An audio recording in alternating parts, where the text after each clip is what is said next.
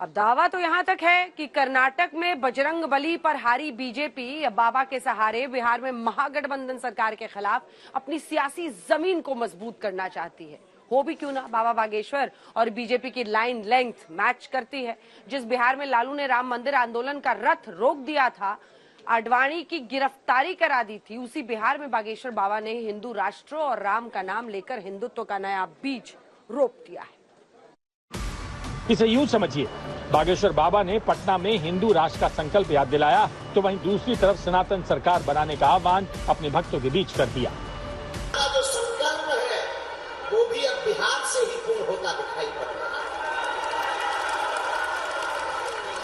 और एक बात कह दें, बिहार की आबादी लगभग 13 करोड़ है। आज एक संकल्प लेकर घर जाना, जिस दिन इस बिहार राज्य के 13 करोड़ लोगों में से 5 करोड़ लोग ही अपने घर के बाहर धर्म का ध्वज मस्तक पर तिलक लगाकर निकलने लगेंगे, उसी दिन भारत हिंदू राष्ट्र की ओर अग्रसर होगा। अपमान में नहीं, भगवान में जीना चाहिए। तो क्या बाबा ने अपने एक वाक्य से सनातन हिंदू को जगाने की खुराक दे दी और हिंदू राष्ट्र बनाने की संभावना के लिए बिहार के वोटरों को भी जगाने की कोशिश कर दी है? यानी आस्था में सियासत की मिलावट हो गई। हमारे पास ना तो कोई सिद्धि है, न कोई चमत्कार है, न हम कोई महात्मा है, न हम कोई ईश्वर है, हम तो साधारण इंसान है। कम दिमाग काम करता था, लेकिन अब मेंटली ज्यादा हो गया।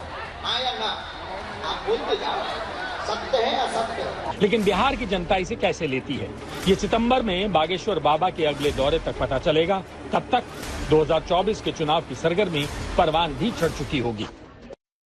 कहूंगा कि अपने मंच पे आप अल्लाह अकबर का नारा लगाइए, ठीक है? जैसे इरफान अंसारी हर जगह बजरंगबली की याद नारा लगाता है, उस तरह आप अल्लाह अकबर या अली का नारा लगाइए। कुछ कलमोहे ऐसे भी हैं जो चादर चढ़ाने जाते हैं।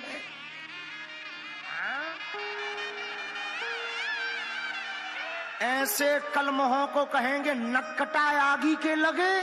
हम किसी धर्म के विरोधी नहीं है, पर अपने धर्म के कट्टर है, ये हमारा सौभाग्य है।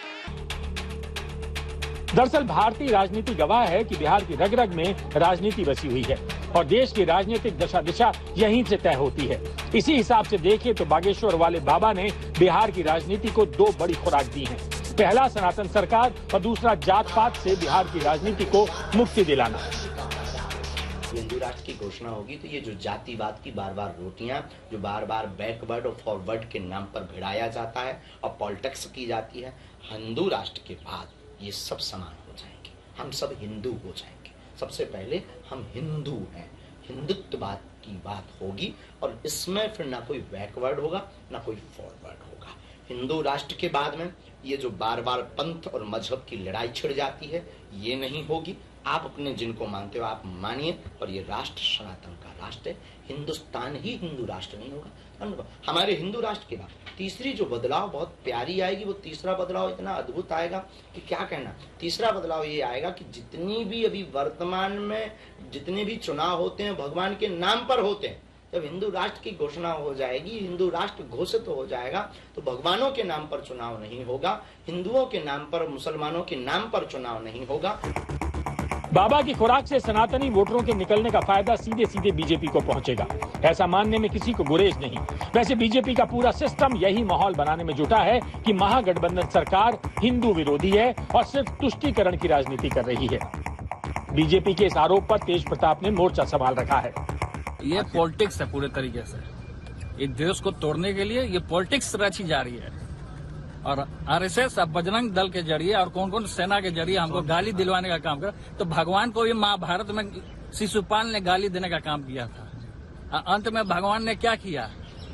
सुदर्शन चक्र चला। तो सुदर्शन चक्र तो जनता ने कर्नाटक में रिजल्ट देवे किया कि भाजपा छितिर बितिर हो गया। पहले मुख्यमंत्री नीतीश कुमार की टिप्पणी नहीं आई, लेकिन मंगलवार को नीतीश कुमार ने कह दिया कि हिंदू राष्ट्र की बात करना असंवैधानिक है। कोई हस्तक्षेप नहीं है, लेकिन कुछ चीजों को मान लेना चाहिए कि जितने धर्म को मानने वाले लोग हैं सबकी इज्जत है और कहीं इधर उधर लोगों के भी में इंटरफेयर नहीं करना चाहिए, ये अलाउड है। कोई कुछ बोल रहा है तो अपने मर्जी से बोल रहा है, तो सबसे कोई वैल्यू है? इसलिए सब खत्म बात है। अरे देश के संविधान को भी समझना चाहिए ना। और देश के संविधान का उल्लंघन कोई कर रहा है तो अब आप ही को देखना चाहिए। यहाँ आपको ये भी समझना है कि बिहार में अगर मौजूदा गठबंधन के सामने बीजेपी उतरती है तो 2024 में परेशानी तय है। ऐसे में बाबा के बहाने बीजेपी ने हिंदू वोटरों के ध्रुवीकरण की कोशिशें शुरू की हैं। अगर बिहार में ये फॉर्मूला काम कर गया तो इसके पीछे बागेश्वर बाबा की शक्ति का बड़ा रोल होगा। रोहित सिंह के साथ आज तक ब्यूरो।